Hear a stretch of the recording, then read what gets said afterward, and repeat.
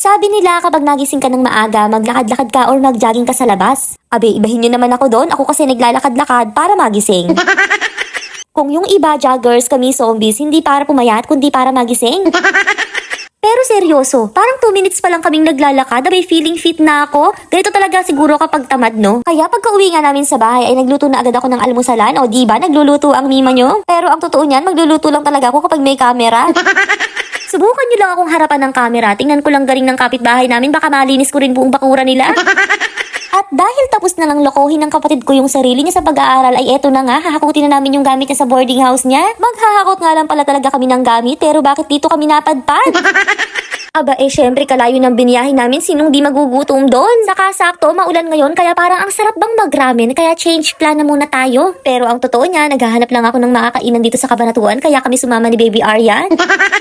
Hoy, grabe. Unang tingin pa lang talaga. Talagang magugutom ka agad. So, ito yung bestseller nila. Tapos, ito yung sa amin ni nanay, yung milk. Basta, milk flavor. Basta yun na yun.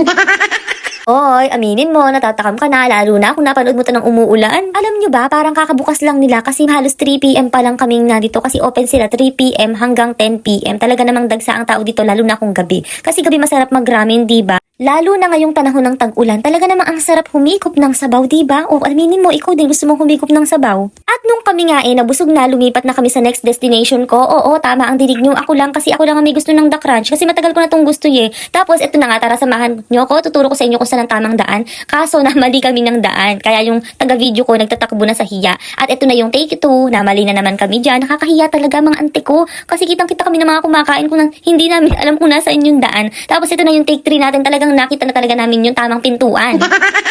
Kahit 3 pintuan yung The Crunch, makikita ko kayo, lalo na kung gutom ako at lalo na kung gusto ko talagang matikman yung The Crunch na yan, ha? So, ayan na nga, pagkapasok namin, ang daming tao. Meron din palang ramen dito. Sana pala, dito na lang kami nagramen para hindi na kami nagpalipat-lipat at nagkandaligaw-ligaw. Ito nga pala yung kanilang menu at tinry namin yung chicken shot bucket. Pero yung kapatid ko, na-try na talaga niya to. Talagang binudol lang talaga niya ako dito kasi type din daw niya yung The Crunch.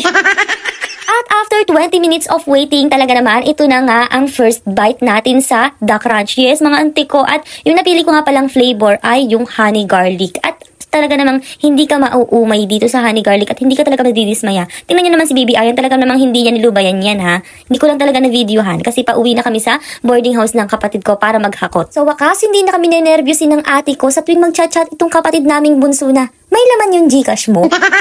Diba, nakaka-nervyos yun, o aminin mo, ganyan ka din.